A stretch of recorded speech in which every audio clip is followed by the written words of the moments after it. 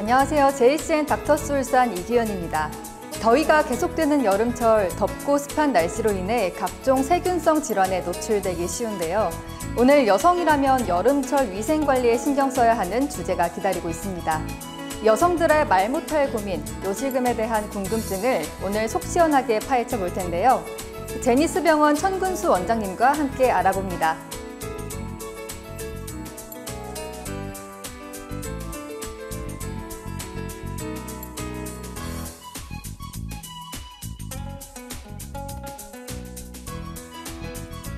네, 원장님 안녕하세요. 네, 안녕하세요. 네, 먼저 시청자 여러분들께도 인사 부탁드립니다. 네, 안녕하세요. 저는 제니스병원 산부인과 천근수입니다. 네, 원장님 요즘 더워지는 날씨에 혹시 건강관리 어떻게 하고 계신가요? 네, 저도 최대한 시원하게 지내려고 하고 있고요. 규칙적인 생활을 하면서 저녁에 시원한 시간에는 운동도 하면서 건강관리를 하고 있습니다. 네, 저도 점점 더워지는 날씨에 이렇게 시원한 실내만 찾게 되는데요. 저와 원장님이랑 비슷한 생활을 하고 있는 것 같아요.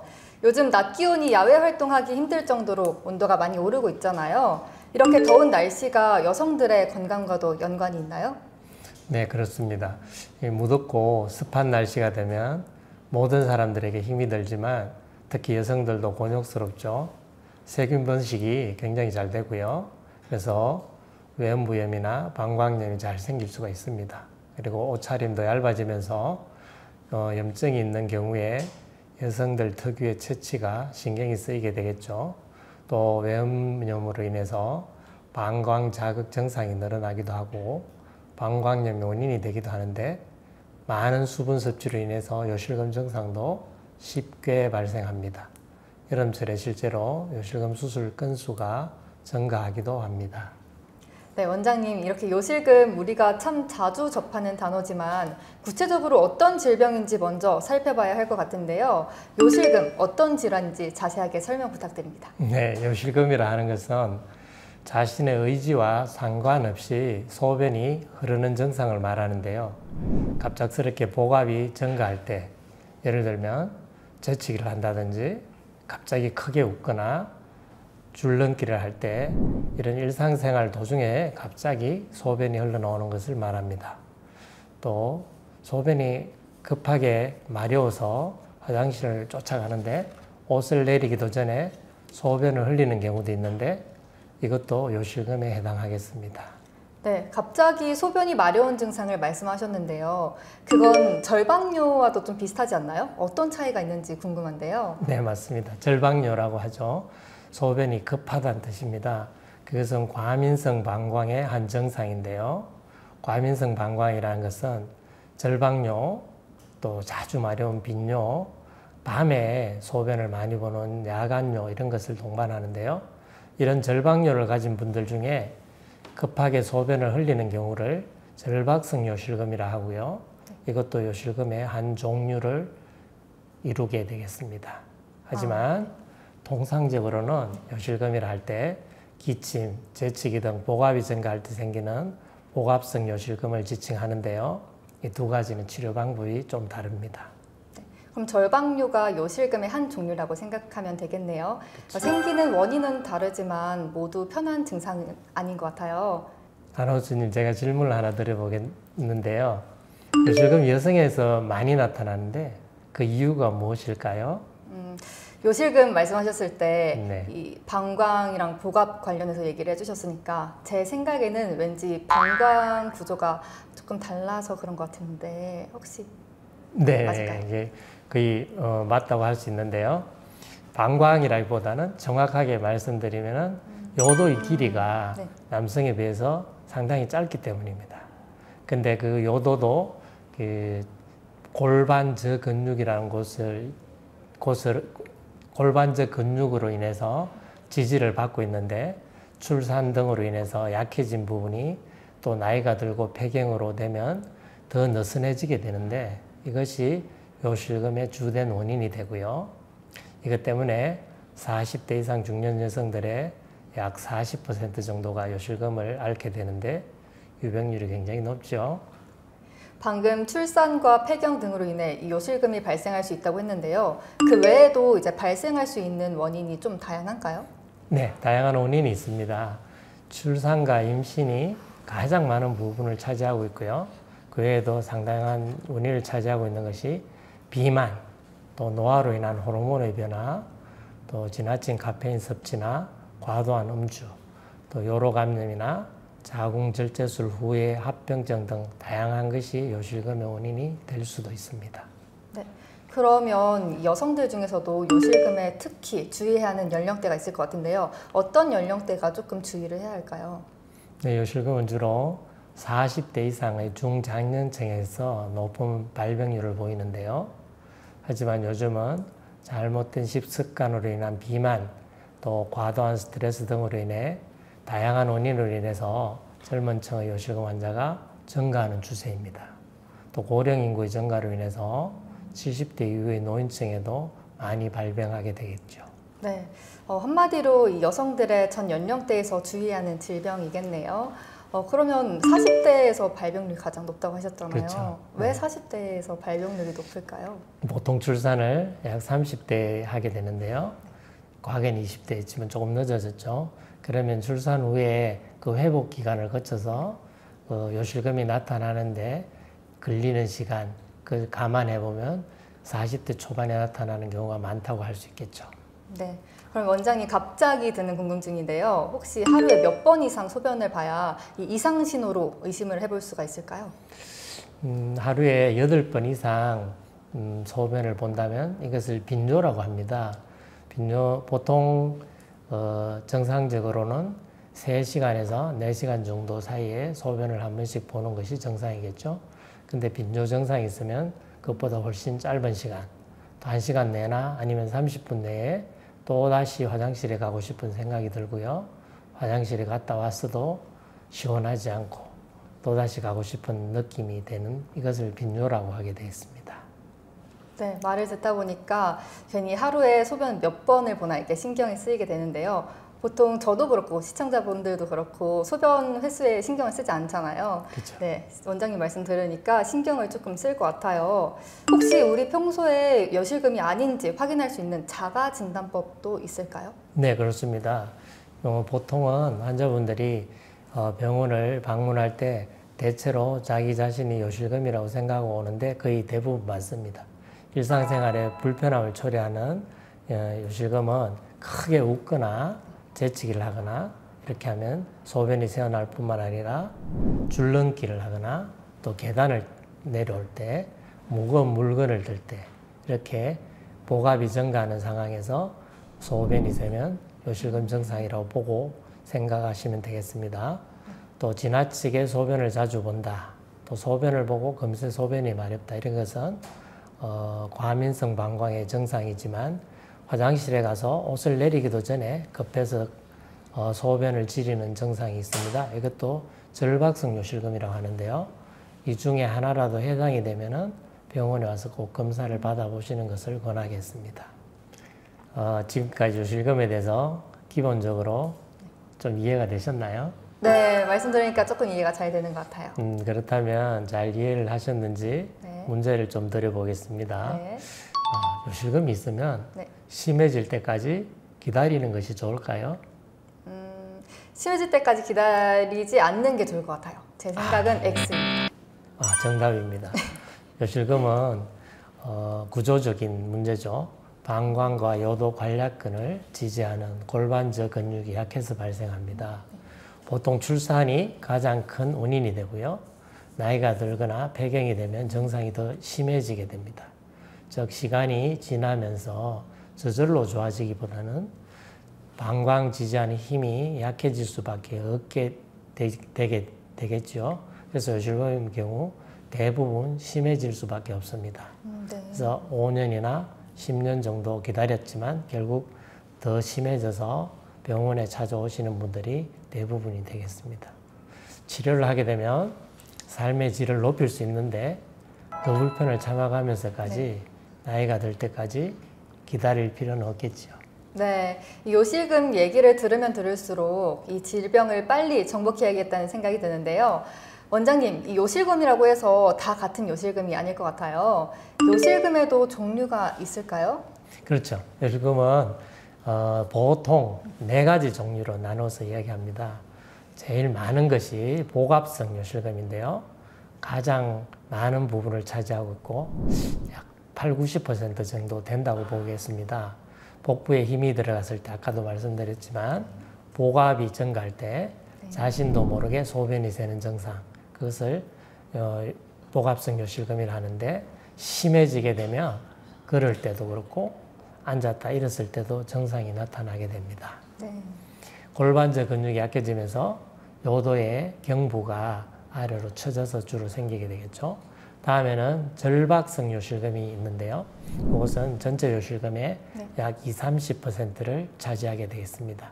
평소에 소변을 자주 보고 갑자기 소변이 마려우면서 참기가 힘들고 화장실을 가는 도중에 속옷을 적시는 증상을 말합니다. 방광에 소변이 가득 차지 않았는데도 방광이 저절로 수축하여 발생하며 방광 주위에 신경이 지나치게 예민해서 생기는 질환입니다. 다음으로는 복합성 요실금이 있는데요.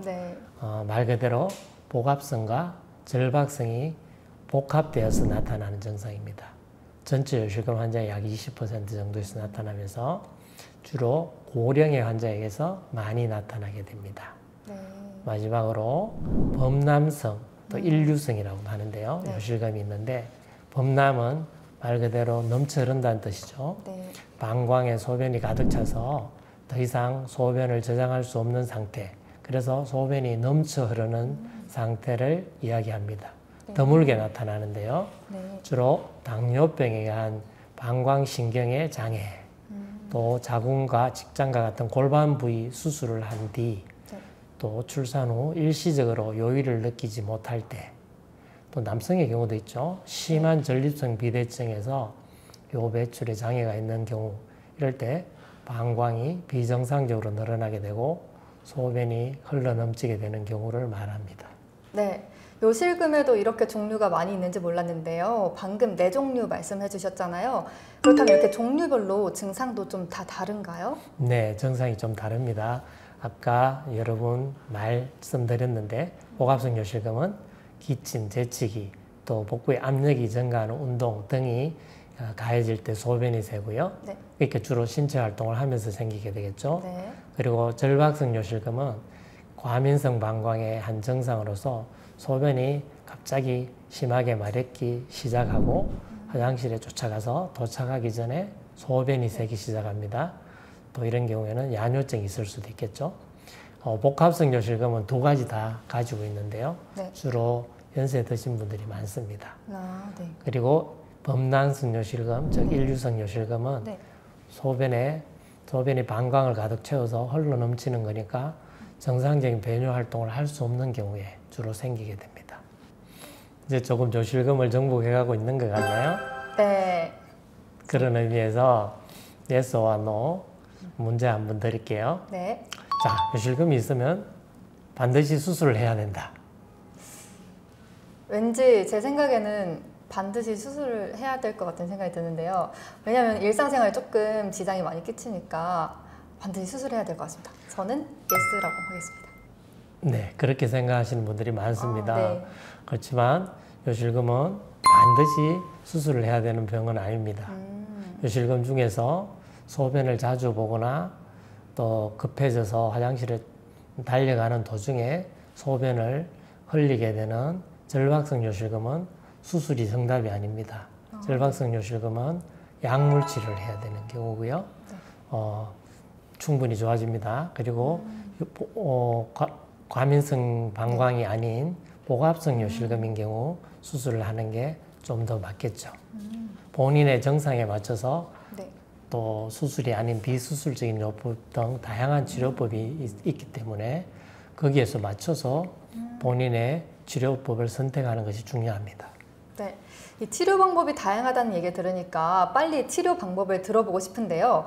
다음 키워드에서 구체적으로 한번 확인해 보도록 하겠습니다.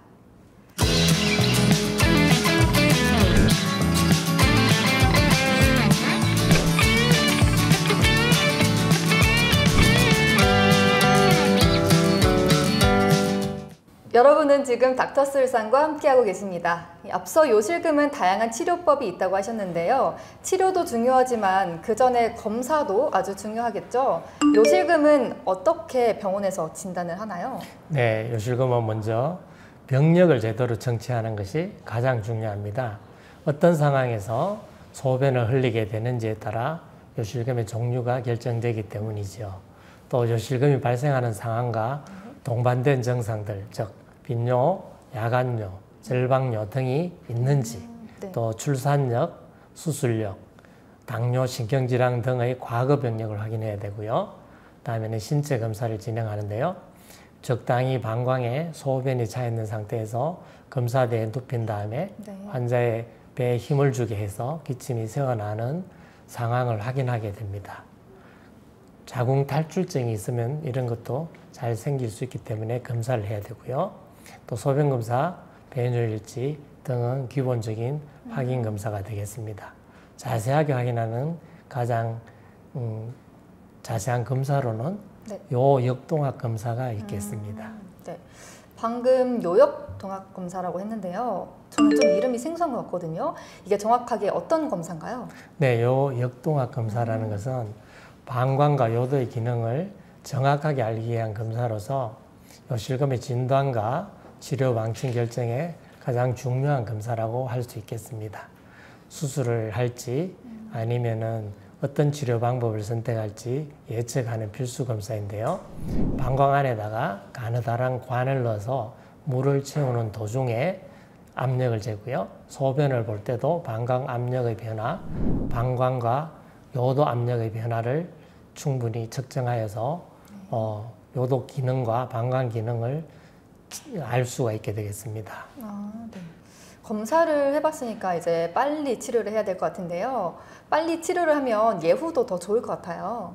네, 당연히 빨리 치료하면 빨리 치료할수록 예후가 좋은데요. 네. 제가 한 가지 질문을 드리겠습니다. 네. 요실금은 왜 치료를 해야 된다고 생각하시나요? 제가 아까도 말씀드렸지만 왠지 이 요실금이 걸리면 생활에도 불편을 끼치고 일상생활 지장을 많이 끼치기 때문에 많이 불편할 것 같아요. 그래서 저는 빨리 치료를 해야 된다고 생각을 합니다. 네, 맞습니다. 요실금은 사회생활뿐만 아니라 정신건강에도 영향을 많이 미치게 되겠죠. 소변을 적시게 되면 당황하고 수치심 때문에 항상 어디를 가든지 소변을 볼 수 있는, 즉 화장실이 어디 있는지 위치를 확인하게 되고요. 네. 또 이런 상황을 자주 소변을 가끔 그래도 흘리게 됐죠. 네. 이런 상황을 경험하다 보면은 이제 혹시나 소변이 새지 않을까, 또 소변에 때문에 냄새가 나지 않을까 네. 불안해하면서 네. 육체적인 활동을 피하게 되고요. 나중에 심하게 되면은 사회 활동도 지장을 주게 되겠습니다. 이런 경우에 또 사람하고 어울리는 걸 피하게 되다 보면 스스로 자괴감에 빠져서 우울증에 빠지기도 하죠. 네. 생각보다 다양한 분야에 영향을 끼치네요. 요실금이 신체 건강뿐만 아니라 이 사회생활에까지 많은 영향을 미치는 것 같은데요. 그렇다면 치료는 어떻게 해야 될까요? 네, 요실금의 치료는 수술적인 방법과 비수술적인 방법으로 나누게 되겠습니다. 종류에 따라서 치료 방법이 좀 다른데요. 먼저 비수술적인 방법으로는 골반 근육 운동이라는 게 있습니다. 흔히 케겔 운동이라고 말하는데요. 들어보셨나요? 네, 케겔 운동 들어봤습니다. 이 운동법은 약화된 골반 근육을 운동을 시켜서 강화해서 요실금을 억제하는 능력을 향상시키는 방법인데요. 모든 요실금에서 우선적으로 시행을 할 수가 있습니다. 그러나 증상이 경미하고 방광경부의 하강이 심하지 않는 경우에만 효과가 크다고 볼 수 있겠습니다. 골반 근육을 강화시키게 되면은 방광과 요도를 지지할 수 있는 골반적 근육 수축으로 요도의 하강을 방지할 수 있어서 요실금 방지 효과가 있게 되겠습니다. 네, 케겔 운동이 좀 많이 유명하긴 하지만 잘 모르는 사람들도 있을 것 같아요. 어떻게 운동을 하면 좋은 건지 또 이 횟수는 어느 정도 하루에 하면 좋은 건지 궁금한데요. 네, 케겔 운동은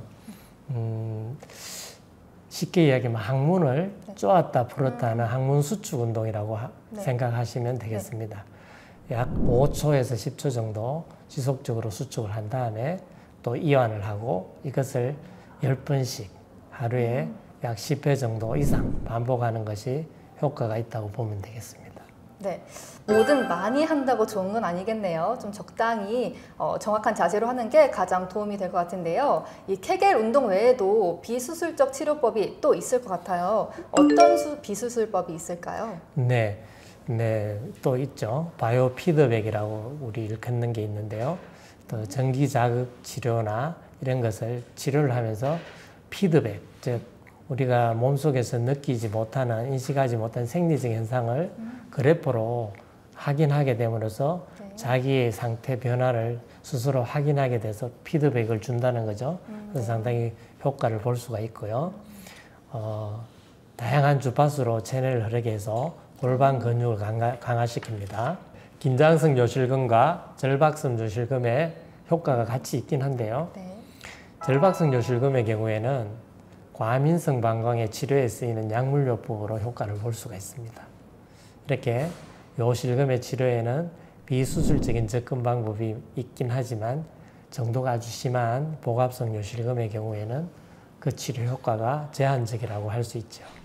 네, 맞습니다. 이 증상이 심하지 않고 비교적 초기에는 이 비수술적 치료로 빠르게 치료를 할 수 있겠지만 확실한 치료를 위해서는 수술이 답일 수도 있겠죠. 수술은 어떻게 진행되나요? 네, 요실금의 수술은 오래전부터 수십 년 전부터 시도가 되어 있습니다. 굉장히 많은 종류의 수술이 시도되어 왔고 그렇지만 그 성공률이 상당히 낮아서 제 의사들이 굉장히 고민이 많았던 종목 중에 하나죠. 근데 한 20여 년 전에 TOT라는 획기적인 수술 방법이 생겼습니다. 특수하게 고안된 인체에 무해한 치료용 메시를 양쪽 골반뼈가 있는 폐쇄공에 걸쳐서 요도 중간 부위가 처지지 않도록 지지해 줌으로 해서 갑작스런 기침이나 재치기 같은 복압을 받을 때 요도 부위를 지탱해 주면서 요실금 증상을 방지해 주는 수술입니다. 비교적 간단하면서도 완치율이 90% 이상 되고 또 한 번의 수술로 거의 반영구적인 효과가 있는 의사와 환자들의 고민을 한 방에 해결해 주는 수술 방법입니다. 네, 그렇다면 이 TOT 수술의 장점은 뭔가요? 네, TOT 수술은 시간이 많이 걸리지 않습니다. 일단 한 10에서 15분 정도만 하면 되고요. 또 수술 당일에 퇴원이 가능합니다. 또 TOT 수술은 바로 전에 시행됐던 TVT라는 게 사실 TOT의 원형인데요. TVT 수술이 발전된 게 TOT고요. TVT 수술인 방광에 손상이 가끔 있었습니다. 근데 지금은 방광 주위로 이 메시가 들어가지 않기 때문에 합병증이 별로 없다는 장점이 있죠. 출산, 노화 등으로 인해서 이 요실금뿐만 아니라 자궁질 탈출증 같은 또는 불편한 소음순 비대나 비대증 이런 수술을 동시에 같이 할 수 있다는 장점도 있어서 여성들의 비뇨생식기의 기능을 정진시킬 수 있는 것이 또한 장점이 되겠습니다. 네, 그럼 TOT 수술에 대한 장점을 말씀해 주셨어요. 혹시 주의사항도 따로 있을까요? 네, 수술 후에 주의사항은 일반적인 수술하고 같다고 할 수 있습니다. 되도록이면 수술 부위를 건들지 않는 게 중요하겠습니다. 그리고 수술 후에 한 2, 3일 정도는 샤워를 삼가하시는 게 좋겠고요. 수주관, 앞으로 수술 후에 수주관은 끓여서 식힌 다음에 소독된 물이 되겠죠. 좌욕을 해주시면은 상처 감염과 예방에 또 치료에 도움이 됩니다. 찜질방이나 탕목욕, 비데 같은 것은 쓰지 말아야 되겠고요. 헬스나 등산 같은 무리한 운동은 삼가하시는 게 좋습니다. 음식은 뭐 아무거나 드셔도 되는데 금주는 꼭 필요하겠습니다. 네, 원장님 덕분에 이렇게 요실금에 대해서 조금 정복을 한 것 같은데요. 마지막으로 이 요실금 예방법과 시청자들에게 당부의 말씀 한마디 부탁드리겠습니다. 네, 요실금은 예방법이 몇 가지 이야기할 수가 있겠는데요. 골반 근육 운동 있죠? 아까 케겔 운동. 그것을 좀 열심히 하면 좋겠고요. 특히 출산하고 난 다음에는 반드시 하기를 권하게 되어 있습니다. 그다음에 배뇨 습관도 너무 오래 소변을 참는 것은 바람직하지 않다고 보고요. 그다음에 비만이 이 무게 때문에 상당히 요실금에 관여한다고 보겠고요. 또 지나친 알코올이나 커피 등 카페인이 많은 식물은 좋지 않겠습니다. 요실금을 창피하다고 생각하고 병원에 치료를 받으러 오기를 꺼리는 사람들이 많습니다. 그렇지만 치료의 적기를 놓치게 되면 방광과 요도 사이에 비가역적인 배뇨장애가 발생하게 되고요. 치료 시 효과도 조기 치료에 비해서 떨어지는 경우가 많습니다. 그래서 풍부한 경험과 노하우를 보유한 의료진인지 확인해 보시면서 조그마한 증상이 있다면 빨리빨리 정확한 진단을 위해서 방문하는 것이 필요하다고 하겠습니다. 네, 오늘 알려드린 정보 꼭 기억하셔서 여성들의 말 못할 고민, 요실금의 걱정을 훅 떨쳐버렸으면 좋겠습니다. 오늘 도움 말씀해주신 제니스병원 천근수 원장님, 좋은 정보 감사합니다. 감사합니다. 요실금은 사회생활의 불편함과 자존감에도 영향을 끼쳐서 그대로 방치하게 되면 삶의 질을 떨어뜨리기 쉽다고 하죠. 특히 여름철은 땀을 많이 흘리는 계절인 만큼 체내 수분이 줄면서 이 소변 냄새가 심해지기 쉬운데요. 올바른 생활 습관 개선으로 신체 건강과 건강한 삶을 되찾아보시길 바라겠습니다. JCN 닥터스 울산 여기서 이만 인사드리겠습니다. 시청해주신 여러분 고맙습니다.